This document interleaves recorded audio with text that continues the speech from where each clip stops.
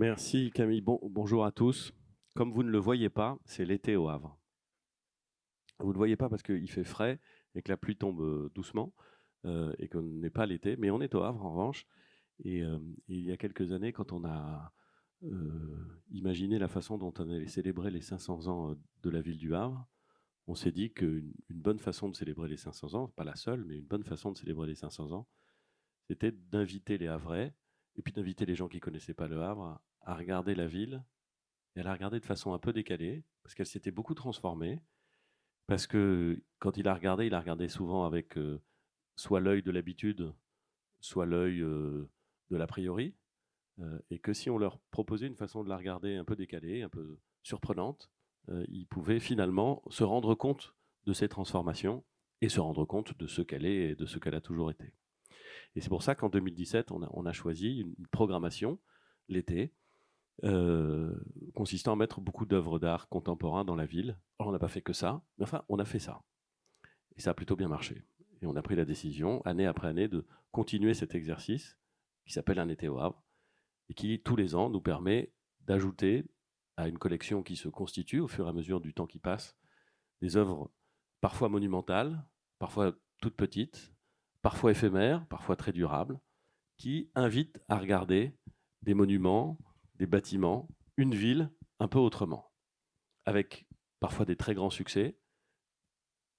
Je ne sais pas très bien comment définir ce qui est un très grand succès ou ce qui n'est pas un très grand succès en vérité. En tout cas, avec parfois des appropriations très puissantes par le public et par les Havraises et les Havrais, et avec parfois des choses qui surprennent ou ne convainquent pas. Et ça n'a aucune importance parce que ce qui est important, c'est le regard qu'on porte sur la ville aussi.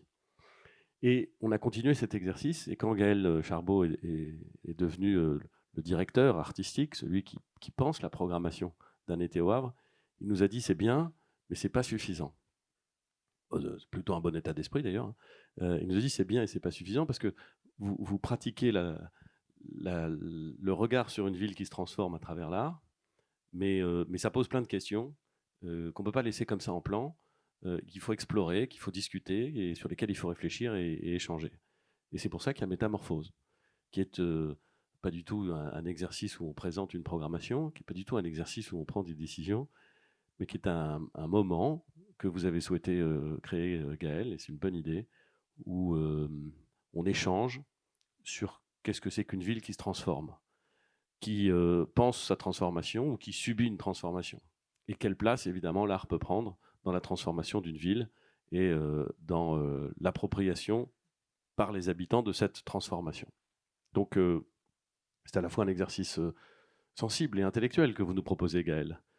Et comme c'est à la fois sensible et intellectuel, je n'ai plus rien à dire, puisque c'est évidemment deux qualités que je n'ai pas. Et donc, je vais passer la parole à Gaël, mais après vous avoir dit merci d'être présent. Vous êtes très divers, et c'est très bien. Et il y a des scolaires, il y a des architectes, il y a des artistes, il y a des urbanistes, il y a des gens qui viennent de milieux extrêmement divers. Certains connaissent intimement le Havre, d'autres le découvrent.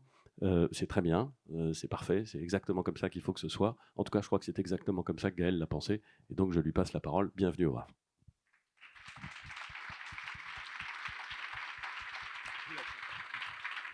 Merci, monsieur le maire. Comme souvent, vous m'avez coupé un peu l'herbe sous le pied, pardon, sur un certain nombre de choses que je voulais dire. Donc, je vais être plus bref, mais vous avez tout à fait résumé l'ambition de Métamorphose. C'est vrai qu'on a lancé la première édition l'année dernière. Je dirais, moi, je suis convaincu qu'on doit penser la ville, qu'on doit penser ses formes, et que pour les penser, il y a évidemment des artistes, il y a des architectes, des urbanistes, et que c'est parfois, je dirais, une chose.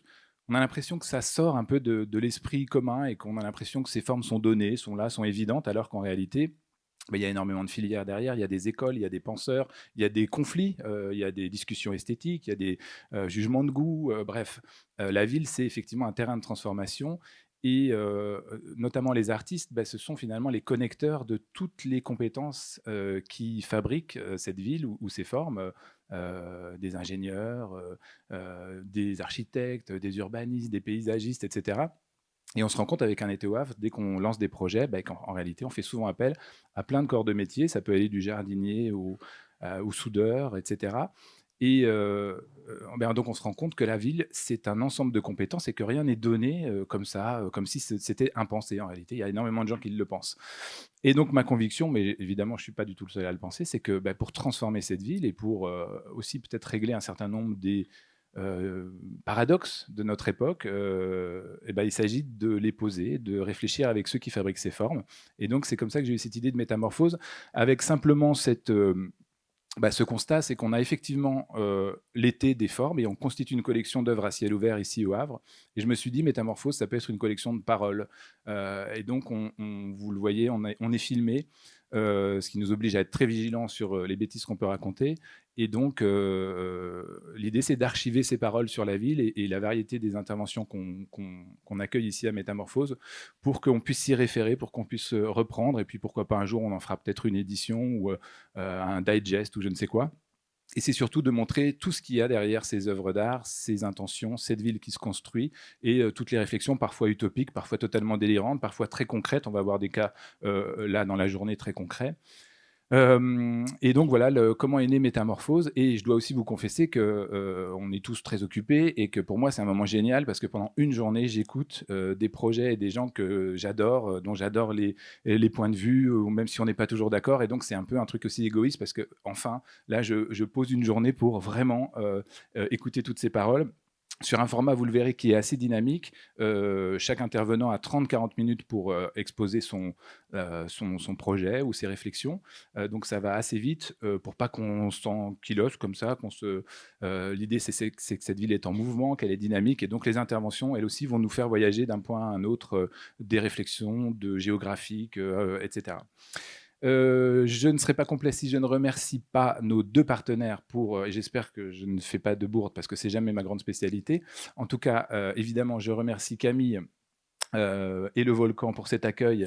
Merci infiniment parce qu'on adore cet endroit et moi je trouve qu'il y a une convivialité, il y a une proximité franchement qui est tout à fait dans l'esprit de Métamorphose. On remercie aussi la Grande École qui a accepté d'être en partenariat avec nous. Et enfin, on remercie l'OGEOCEN qui, cette année, accompagne aussi l'événement. Je vais accueillir. Alors, comment ça se passe? Donc, moi, je vais rester sur scène, mais je suis plutôt un passeur je dirais, de bâtons ou de témoins. J'accueille mes intervenants, moi je reste un peu discret, et puis je m'autorise parfois à poser des questions, parce que comme vous l'avez compris, comme ça m'intéresse beaucoup, parfois je peux interrompre ou je ne sais quoi. Si vous souhaitez intervenir, il n'y a aucun problème, c'est même l'idée. À chaque fin d'intervention, l'idée c'est qu'on puisse dialoguer, c'est qu'il puisse y avoir des questions. Alors malheureusement, moi je devrais parfois vous mettre un terme aux échanges, puisque l'idée c'est que ça soit assez dynamique, et puis on a quand même beaucoup de choses à voir tout au long de la journée. Je vais accueillir Oriane Durand et Cécile Godard. Je ne sais pas où vous êtes, elles sont là. Voilà, parfait. Bonjour à toutes et tous, et merci pour l'invitation, Gaëlle. Donc oui, je suis Oriane Durand, curatrice, autrice et directrice du Bureau des Arts Plastiques de l'Institut français d'Allemagne à Berlin.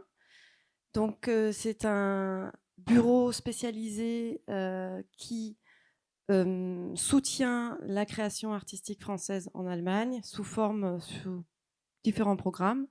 Donc on soutient notamment les institutions allemandes en apportant une aide financière lorsqu'elles présentent des artistes français. On a aussi un programme qui accompagne les jeunes commissaires. Et on a ce fonds Perspective. Le fonds Perspective, c'est donc pour franco-allemand pour l'art contemporain et l'architecture. Il a été créé en 2014 et il a pour but de soutenir les projets qui sont faits en coopération entre la France et l'Allemagne. Donc ce fonds Perspective se répartit en 2 volets. On a un soutien des projets de coopération en art visuel et on a ce concours d'idées d'architecture qui a été créé l'année dernière, en 2023, par ma prédécessrice Marie Gravstio, avec un budget de 30 000 €. Donc, ce concours s'adresse aux architectes, urbanistes et paysagistes français et allemands et vise à offrir aux jeunes professionnels la possibilité d'une visibilité dans un cadre technique allégé, tout en soutenant la créativité et valorisant l'activité de professionnels en début de carrière. Il n'a absolument pas pour but d'être concret Et c'est assez intéressant, je trouve, pour moi, quand je suis arrivée. Donc ça, c'est notre premier volet de l'année dernière, avec pour titre Growing Villages, The Future is not Metropolitan. Je reviendrai dessus. Mais cette idée du concours d'idées d'architecture, pour moi, je l'ai trouvée assez forte parce que elle réfère dans mes connaissances à un livre de Donna Haraway, Vivre avec le trouble, que sûrement nombre d'entre vous connaissent. C'est un livre qui a beaucoup été lu et cité dans les arts visuels, dans d'autres disciplines. Et donc, Donna Haraway, philosophe des sciences américaines, nous invite à créer de nouveaux scénarios, à spéculer sur le futur afin de pouvoir transformer notre présent. Et je trouve que ce concours d'idées d'architecture s'adapte complètement à ça, puisque on valorise les idées et il n'y a pas ce poids de devoir réaliser un projet. Donc, le thème du premier concours d'idées était donc Growing Villages. Je reviens en arrière. Donc, un village grandissant, le futur n'est pas métropolitain. Donc, un titre un petit peu provocateur, on va dire, sûrement qui éveille l'idée qu'après ou pendant la phase Covid, on a entendu dire que beaucoup de citadins partaient dans les villages. Mais la question se pose de quoi faire, pourquoi partir et pourquoi dans un village, et comment ne pas reproduire les erreurs d'une ville et tout en intégrant les cultures locales, ce qui se passe sur place, mais en créant quelque chose peut-être de contemporain avec une idée communautaire d'échange. Donc, mais en tout cas, il ne s'agissait pas de résoudre des problèmes techniques ou économiques, mais de créer vraiment et d'inventer des situations nouvelles, utopiques et surprenantes. Qui est-ce qui a eu cette idée? Qui a eu cette idée? Donc, on a travaillé avec un architecte, Thibaut de Ruyter, en commun, et je pense que l'idée, de toute façon, était dans l'air. Voilà. On a fait intervenir 4 membres de jury pour sélectionner les candidatures. Donc, on a eu 33 candidatures avec 10 meilleurs projets sélectionnés qu'on a exposés lors d'une remise de prix. Et parmi les 10 meilleurs projets, on a eu 3 lauréats. Donc, on remettait 5 000 € au premier prix, 3 000 au deuxième et 2 000 au troisième. Et là, j'avance un peu. Donc voilà, là, on voit les membres du jury: Olivier Gaudin, professeur à l'école de nature et de paysage de Blois; Antje Stockmann, qui est prof d'architecture à Hambourg; Jamel Knouch, qui a créé l'agence AUC; et Jan Lisegang, qui est membre fondateur de Raumlabor. Voilà, donc ça, c'était le 3e prix. Je vais juste dire une phrase là-dessus de Sarah Pence, étudiante en architecture à Hanovre, dans lequel elle imagine la réutilisation des Plattenbau. Donc les Plattenbau en allemand, c'est les grands ensembles, sur l'île de Usedom, située sur la mer Baltique. Et elle a repensé ces lieux comme des lieux d'entraide intergénérationnelle. Le 2e prix a été attribué à Kim Sarowski et Maria-José Landavetal Valencia, toutes deux habitées en Allemagne et qui défendaient une interconnexion et un partage réciproque entre les différentes communautés comme une solution aux enjeux écologiques, énergétiques et sociaux. Et le premier prix qui revient à Cécile Godard, donc tout juste diplômée de l'ENSA Paris-Malaquais, dont le projet The Caretakers, an Exploration of a Traumatized Landscape, avait vraiment convaincu les jurys pour l'intégration justement des structures présentes, et dans ce cas, comme l'a dit Gaëlle, une réappropriation, une adaptation des infrastructures d'une station de ski en fromagerie. Voilà. Merci beaucoup. Je passe la parole à Cécile Godard. Alors, Cécile, on va t'écouter. Peut-être qu'on aura l'occasion de revenir sur 2-3 éléments de ce prix. Donc, moi, je suis très curieux que tu nous expliques ce projet. Donc, station de ski qui devient ferme à fromage. Pourquoi? Comment tu as eu cette idée? etc. Donc on t'écoute. Bonjour, merci, merci de m'accueillir. Alors tout d'abord pour ce projet que je vais vous présenter, je voulais remercier 2 personnes avec qui j'ai pu collaborer pour la création de ce projet, qui sont Marie Menant, qui est architecte, maîtresse de conférences et doctorante au sein du laboratoire architecture, culture et société de l'école d'architecture de Paris-Malaquais, et Bertrand Lamarche, qui est artiste et professeur à l'école d'architecture de Paris-Malaquais également, où j'ai étudié.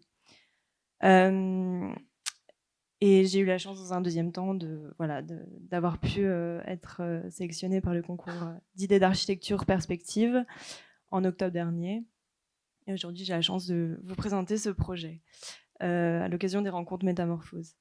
Alors ce projet, c'est une recherche, une réflexion qui s'est établie sur site et ensuite qui est devenue une réflexion fictionnelle autour de sujets qui nous touchent tous et toutes, que sont la transition environnementale, l'adaptation climatique et notre nécessité aujourd'hui d'accompagnement et de coopération entre les composantes du paysage et l'adaptation du paysage, des infrastructures et de sols en fait que moi j'ai choisi d'appeler de sols traumatisés, de paysages traumatisés.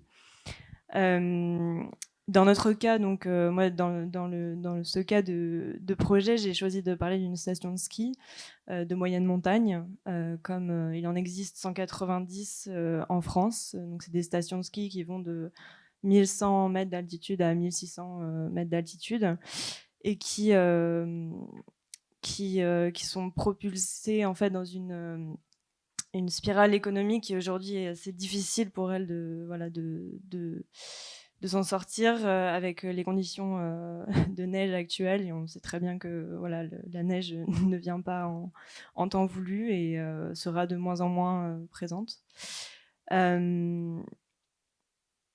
On pense évidemment au creusement en fait aujourd'hui de nouvelles bassines pour pallier à ce manque de neige, donc la création de 60 dans cette station de ski dont je vais vous parler, c'est le creusement d'une nouvelle bassine de 75 000 mètres cubes d'eau pour faire marcher de nouveau plus de canons à neige. Donc c'est une tentative pour pallier un manque de tenter de rendre la neige disponible. Ça, c'est des propos, un propos qui vient de l'ouvrage de Hartmut Rosa, dans son ouvrage donc Rendre le monde indisponible, et il parle de la neige au début et il dit que il évoque cette volonté de rendre disponible quelque chose qui nous devient indisponible. Et moi, c'est ça ce qui m'intéresse, et c'est d'essayer de comprendre comment aujourd'hui trouver d'autres solutions plutôt que de creuser des bassines pour avoir de l'eau et pour utiliser des canons à neige, mais comment adapter lentement un paysage et des infrastructures à créer une nouvelle histoire. Donc c'est une manière de penser comment habiter ce territoire sans arrêter drastiquement du coup cette activité liée au ski, mais comment tisser dans ce contexte assez troublant une histoire positive que j'ai choisi de faire sous une forme de fiction qui nous apporte une harmonie avec celles et ceux qui font le territoire depuis des siècles, donc avec l'histoire des lieux et ce qui est déjà là. Alors donc le territoire sur lequel j'ai travaillé, c'est un territoire premièrement donc grandement façonné par l'eau, qui se situe entre Clermont-Ferrand et Lyon dans les monts du Forez. Et ma recherche donc s'est portée en premier plan sur ce cours d'eau qui s'appelle le Lignon, qui sur une cinquantaine de kilomètres donc prend sa source au niveau de cette station de ski dont je vais vous parler et se déverse 50 km plus loin dans la Loire. Et ce qui m'a intéressé en fait dans ça m'a intéressé au début de ce projet, c'était de voir un peu ce qui se tramait autour de ce cours d'eau J'avais cette idée de station de ski et c'était un terrain qui m'intéressait, mais je voulais vraiment comprendre tous les enjeux qui entouraient en fait ce lieu. Et je me suis intéressée aux 25 premiers kilomètres de ce cours d'eau. Et notamment, je me suis rendu compte qu'il y avait plusieurs zones, et notamment en fait une carrière d'extraction de granit qui avait un impact direct sur le Lignon et qui aujourd'hui fêtait ses 30 ans d'exploitation et avait demandé un nouveau permis en fait, d'extraction de 30 années supplémentaires. Évidemment, on se dit, bon, 60 ans d'extraction, ça a quand même un impact sur le cours d'eau donc, qui passe en contrebas et qui est puisé pour l'extraction. Et quand on extrait de la pierre, on rejette aussi. On essaie de faire décanter les dépôts, mais il y a toujours, toujours des particules qui se rejettent dans le cours d'eau et donc a un impact sur ce cours d'eau. Donc ça, ce n'est qu'un exemple que j'avais choisi de mettre en comparaison avec la station de ski et voir que finalement ces deux activités extractivistes avaient un lien. On extrait de la pierre, mais on extrait de l'eau pour la neige de culture dans le cas de la station de ski, etc. Et au final, autour de ce lignon, en fait, il y a près d'une cinquantaine d'autres, sur les premiers 25 km du Lignon, il y a près d'une cinquantaine d'autres choses que j'ai appelées éléments perturbateurs de ce cours d'eau. Donc on a par exemple 40 hectares, les 40 hectares de pistes damées chaque année, on a 60 entreprises, fermes agricoles, dont deux de 70 hectares, 5 scieries, on a 4 barrages, on a une station hertzienne sur les grands plateaux, on a 20 hectares de forêt en monoculture, on a un village vacances de 5 000 mètres carrés abandonnés, etc. Tout un ensemble d'éléments qui viennent perturber en fait un paysage. Et donc dans la fiction de ce projet, j'ai choisi en fait de réactiver, d'inviter à découvrir ce territoire à travers la réactivation d'une pratique ancestrale, qui est la pratique de la transhumance bovine dans la région, qui a été abandonnée en fait avec l'arrivée de tout ce tourisme hivernal et aussi estival. Et la transhumance, pour moi, revenait dans cette fiction, finalement, comme un parcours imaginé, que j'avais imaginé avec un éleveur que j'avais rencontré sur place, pas loin du village de Chalmazel, qui est le village avoisinant à la station de ski. On s'était... lui a une entreprise laitière avec une quarantaine de vaches. Et on s'est dit, est-ce que ce serait possible de réactiver en fait cette transhumance bovine. Une transhumance, donc, c'est monté depuis les fermes du village jusque sur les hauts plateaux pour faire estiver les troupeaux. Et dans le cas des monts du Forez, c'est aussi la fabrication du fromage de la fourme de Montbrison, qui est un fromage bleu de la région. Et l'idée de la transhumance, c'est aussi de ramener les fromages sur les hauts plateaux pour les faire affiner dans des caves d'affinage en altitude, qui ont la parfaite en fait, température, la parfaite dose d'humidité pour les fromages. Et tout ça a été arrêté, été pratiqué historiquement, et aujourd'hui se retrouve, si on creuse un peu, se retrouve abandonné. Et donc l'idée, c'était en fait par ce retour de la transhumance, imaginer donc rendre au territoire une tradition qui devient aussi une journée de fête qui regroupe les gens du village, les gens des alentours à célébrer un troupeau monté vers les hauts plateaux pour y estiver. Donc ce serait un événement qui se passera en mai. Et dans ce projet, en fait, la pratique de l'estive, de Le Haut-la-Bergère sur les hauts plateaux vient en fait comme un fil pour suturer le territoire. l'éleveuse ou l'éleveur devient gardien ou gardienne du paysage. Il ou elle façonne et guide tout en conservant du coup ce savoir-faire local précieux de la fourme de Montbrison et donc de sa fabrication en estive. C'est une réflexion qui s'appuie sur le texte de Vinciane Desprez et Michel Meuret, Cosmo-Ecological Sheep and the Arts of Living on a Damaged Planet, où l'éleveur et l'éleveuse en transhumance, ils évoquent ce fait que l'éleveuse est vue comme sauveteur ou sauvetrice, ils utilisent le terme rescue du paysage. Donc c'est avec l'histoire du lieu et de ses acteurs et de ses actrices qu'on va essayer de créer une histoire en continuité de l'histoire actuelle, et qui s'organise en fait du coup dans la pente avec l'énergie du cours d'eau. Donc je me suis intéressée donc, à cette partie en amont qui est la partie numéro 2. Donc c'est une zone, c'est la zone qui constitue en fait le départ du cours d'eau, donc ça je vous l'avais déjà évoqué. Donc il s'agit d'une station de ski, donc que vous avez en numéro 2 sur le schéma, le premier schéma, qui porte le nom donc, du village voisin numéro 1 que vous avez ici, un village de 400 âmes qui s'appelle Chalmazel-Ginsenière. Et une seule route en fait dessert depuis le village dessert la station de ski. Donc ça c'est une vision de la station de ski quand je suis arrivée. Ça fait un peu paysage énigmatique désert, mais pas si désert que ça, on l'imagine. Donc ça c'est l'étendue de la station de ski.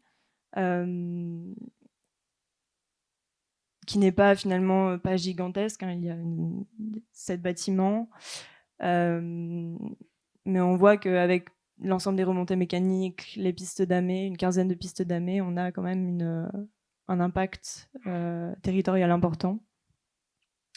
Donc par rapport à ces stations, on a là les bureaux de la station qui ont été réhabilités récemment. On a le départ du télésiège des Jasseries, donc, qui est le télésiège principal. On a ces 2 bâtiments qui est un ancien restaurant et le local destiné au rangement des canons à neige qui sont en fait prévus prochainement dans une volonté d'adaptation de la station de ski qui sont voués à être détruits pour reconstruire d'autres infrastructures plus importantes. Et donc dans l'idée, ce projet s'ancre et s'adapte donc dans l'architecture locale et traditionnelle. Les ressources pour la construction et la production énergétique se font aussi localement. Les architectures s'organisent dans la pente à l'aide de l'énergie hydraulique. C'est ce que vous voyez sur le graphique, lorsque le débit du Lignon est fort en période hivernale, la microcentrale hydroélectrique s'active, et lorsque le débit est moins important, la production, les types d'activités se diversifient. Donc j'ai porté un soin important à l'économie de la ressource en eau et en matériaux de construction. Et notre adaptation au flux naturel selon les saisons. Tous les matériaux qui sont utilisés dans le projet sont voués à être réutilisés dans le cadre de réhabilitation d'autres espaces. C'est aussi l'idée de penser à la conservation et à la mémoire des lieux. C'est quelque chose qui me touche personnellement et que je trouve intéressant, que j'avais rencontré dans le documentaire de Stéphane Manchematin et Serge Steyer, Esprit des lieux, où finalement le matériau qu'on utilise pour la construction a une empreinte interne qui,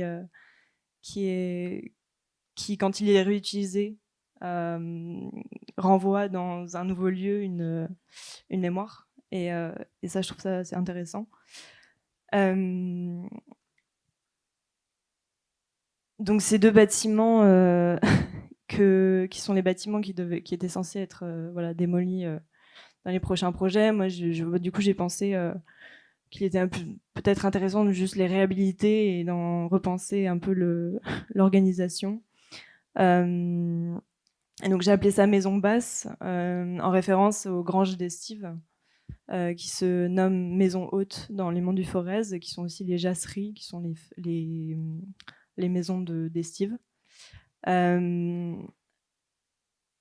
Et donc j'ai choisi de mettre de programmer dans cette maison basse une fromagerie alimentée par sa microcentrale hydroélectrique en période de fort flux d'eau.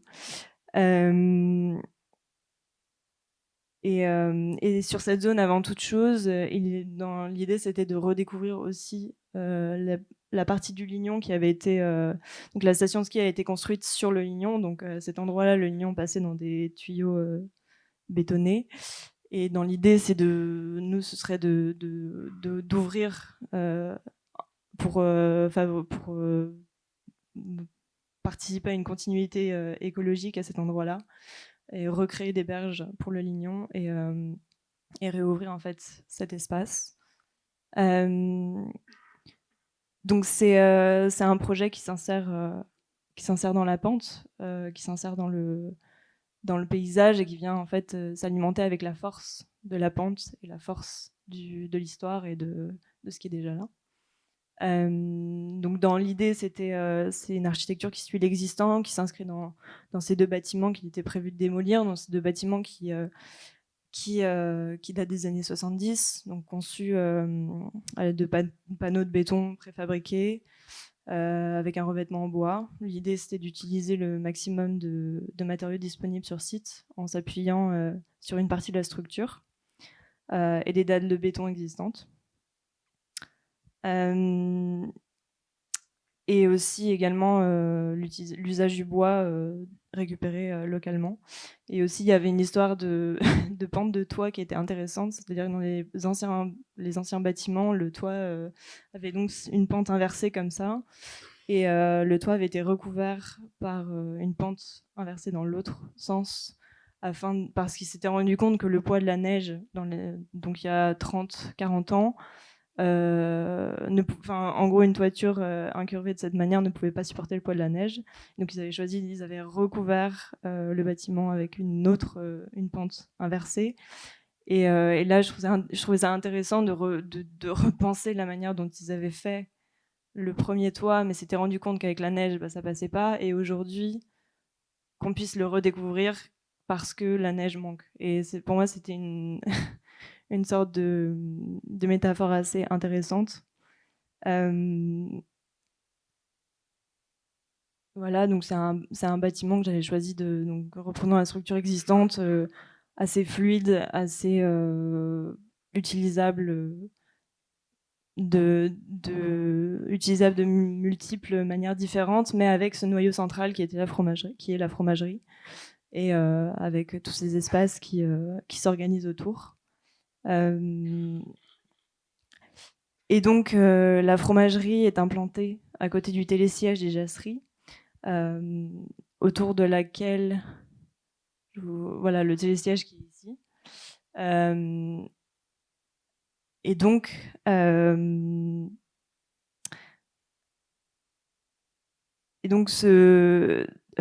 pardon, excusez-moi. Et la fromagerie, donc, la fromagerie utilise régulièrement le télésiège pour, dans l'idée du projet, dans la fiction encore une fois, pour monter et descendre le lait et les fromages qui sont censés aller sur les hauts plateaux pour y être affinés, et redescendre le lait des vaches qui sont traites sur les hauts plateaux. Et c'est tout un cycle, en fait, réutiliser ce télésiège comme un ascenseur qui sert à la production de fromage et qui sert au lait. Donc ça, c'est les hauts plateaux. Donc c'est des espaces qui sont majoritairement constitués de tourbières, qui sont des espaces très, très fragiles. C'est important de conserver au maximum la présence. Et donc, voici l'arrivée du télésiège, donc à 1500 mètres d'altitude. Et à côté de ce télésiège, je me suis rendu compte, donc là, vous avez le départ du télésiège, et on se trouvait en fait 2 anciennes granges d'estive, donc 2 anciennes jasseries, qui sont actuellement à l'état de ruine, mais qui étaient autrefois utilisées comme des granges d'estive. Donc l'une était censée recevoir le troupeau et le berger ou la bergère, et l'autre jasserie censée être une salle de traite sur les hauts plateaux.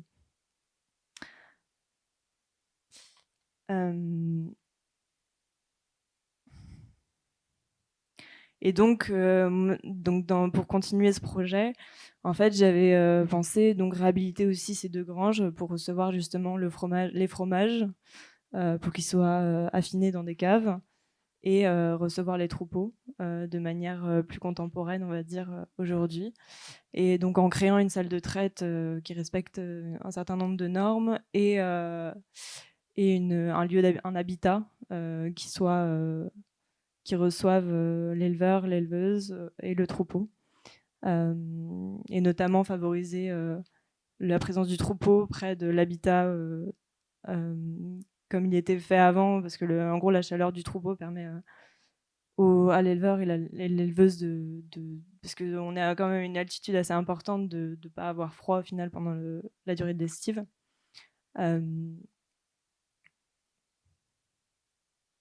Et donc c'est un peu l'idée de réactiver la mémoire du sol en reprenant l'emplacement de ces bâtiments existants. Et en gros, c'était intéressant parce que c'est deux granges qui sont quand même proches du télésiège. Et dans l'idée, ça permettait d'acheminer en fait assez facilement les fromages et le lait jusqu'au télésiège. Donc moi, j'avais pensé à l'idée du vélo cargo qui est quand même utilisé aujourd'hui, qui est assez pratique, et pourquoi pas qu'on puisse créer une piste de vélo cargo entre les jasseries et le télésiège. Donc voilà, donc ça s'inscrit dans le bâtiment existant, les ruines existantes. Ça vient reprendre exactement les mémoires du lieu. Et le lieu de vie, en fait, c'est donc la deuxième jasserie. Il y a une partie qui est surélevée en bois et qui s'avance un peu sur le paysage à demi-niveau. Et en fait, c'était l'idée aussi de créer un petit poste d'observation.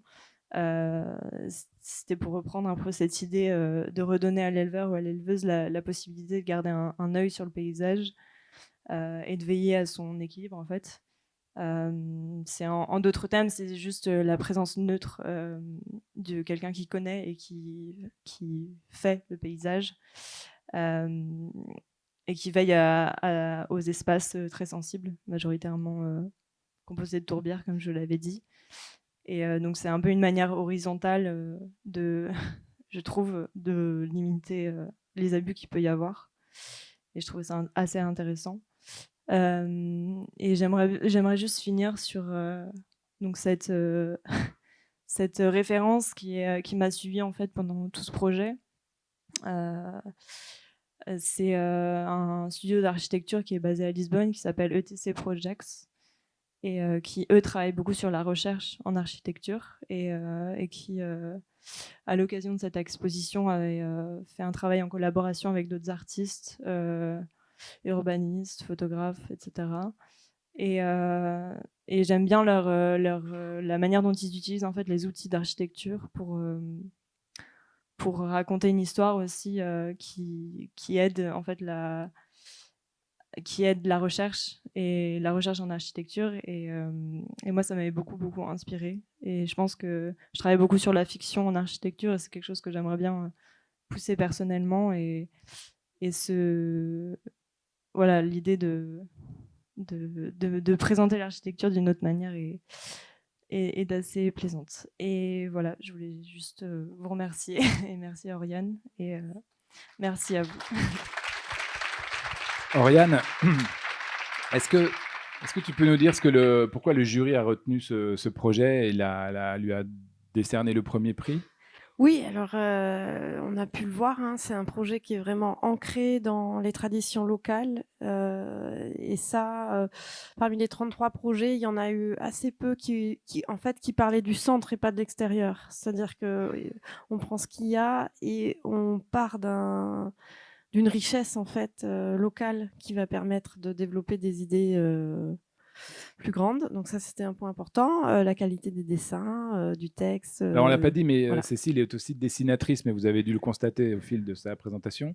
Elle est architecte et dessinatrice. Je ne sais pas si tu as une pratique autonome du dessin. Enfin, autonome, je veux dire déconnectée de l'architecture. Si, oui. Bah, j'aimerais bien que ce soit tout aille ensemble, mais oui, je pratique, j'ai une pratique artistique aussi à côté. Et effectivement, je dessine beaucoup, oui. Et donc, c'était cet ancrage local. Alors, je sais que je me disais dans le public, vous devez peut-être vous dire, mais ça s'appelle l'art dans la ville de demain et on est en plein dans la Cambrousse, dans la montagne, etc. Alors, je ne l'ai pas précisé, mais chaque année, j'essaye d'inviter au moins 1 ou 2 projets qui nous sortent justement de la ville et de montrer que, en fait, en réalité, je dirais que les stratégies de réemploi, de transformation de bâtiments qu'on peut employer dans la ville s'emploient aussi évidemment dans le paysage rural. L'année dernière, j'avais invité Pascal Lyonnais du Vent des Forêts, on était en plein dans la forêt, mais pour moi, il n'y a pas je dirais que la ville ne va pas sans la ruralité ne peut pas aller sans la ville, il y a vraiment un dialogue entre les deux. Donc évidemment, ça s'appelle l'art dans la ville de demain et le pied de nez, c'était de commencer par un projet qui soit complètement c'est pas forcément très loin de la ville, mais enfin en tout cas qui n'est pas une ville en soi. Une question sur l'état actuel d'enneigement de cette station. Qu'est-ce que c'est aujourd'hui, là, à l'heure où on parle, par exemple, il y a de la neige ou il n'y a pas de neige? Alors, on parle, non, il n'y a pas de neige. Ouais. Il y en a eu il y a 2 semaines. Enfin, moi, je viens de Clermont-Ferrand, donc de l'autre côté, et le Sancy, donc les montagnes à côté de Clermont-Ferrand, étaient bien enneigées il y a 2 semaines. Donc j'imagine que le Forez était bien enneigé, mais là, pour l'instant, il n'y a plus rien. Et ben, il y a toujours de la neige parce qu'on fait marcher les canons à neige, donc on a juste des lignes blanches qui descendent, mais qui ne sont pas naturelles, donc qui participent à puiser une ressource qui n'est de moins en moins disponible, quoi. Et est-ce que ce projet, tu as rencontré éventuellement des élus ou des décideurs, ou en tout cas des gens qui peuvent avoir une influence et qui réfléchissent à cette transformation, parce qu'ils sont forcément conscients que le modèle station de ski ne va pas durer de toute façon encore 30 ans. Oui, j'avais un peu les deux. En débutant le projet, j'étais allée voir évidemment les élus, j'étais allée voir la directrice de la station. Mais j'avais un sentiment interne que je voulais aussi traiter le problème avec les gens qui habitent en dehors en fait de ces sphères, des élus justement. Mais c'était intéressant d'avoir les deux points de vue. Et tout le monde est conscient, mais évidemment il y a aussi des yeux fermés sur un problème actuel. Et il y a des conflits d'usage également. Donc c'est un souci qui va être difficile en fait à prendre conscience,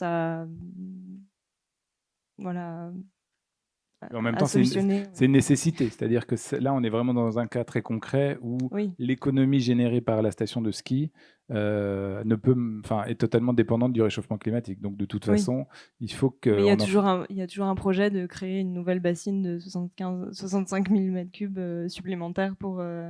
Mais cette neige de culture, elle a besoin de toute façon d'une température quand même basse pour tenir. Elle a besoin d'eau.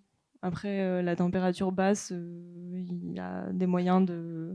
Enfin, les machines sont de plus en plus puissantes aussi, donc ça leur permet de... Voilà, mais pour que la neige tienne, il faut être autour de 0 quand même, non? Oui, il y a ça. Pour l'instant, je pense que pour les 10 prochaines années, s'ils continuent avec des canons à neige, mais ça va être énergivore, énormément énergivore, mais ça marchera. Mais c'est vrai que dans 10 ans après, là, ce sera un nouveau problème. Ouais. Oui, il faut faire une espèce de grande patinoire. En fait, il faut creuser tout le sol et réfrigérer toute la piste. Et là, ça serait peut-être ça l'idée. Alors, j'ai l'impression que c'est pas forcément là où tu veux nous emmener, mais avis aux industriels dans la salle. si vous, ça peut être un brevet intéressant de congélation. Voilà, Dyson, absolument. Ça va être la fin de cette intervention. Est-ce qu'il y a des remarques ou des questions, ou peut-être quelqu'un dans le public qui a un lien ou un éclairage à apporter sur cette question de la transformation et du réchauffement climatique, on va dire, en moyenne montagne, qui est une zone tout à fait concernée par ces enjeux du réchauffement et de la transformation. Si personne n'a rien à dire, on va vite enchaîner, hein, mais n'hésitez pas, on est entre nous, hein, vraiment. Même si du côté, je vois qu'il y a quelques étudiants ou des scolaires, n'hésitez pas si vous avez des questions. Pas de remarques à ce stade. Je vous remercie, Cécile et Oriane, pour la présentation de ce projet.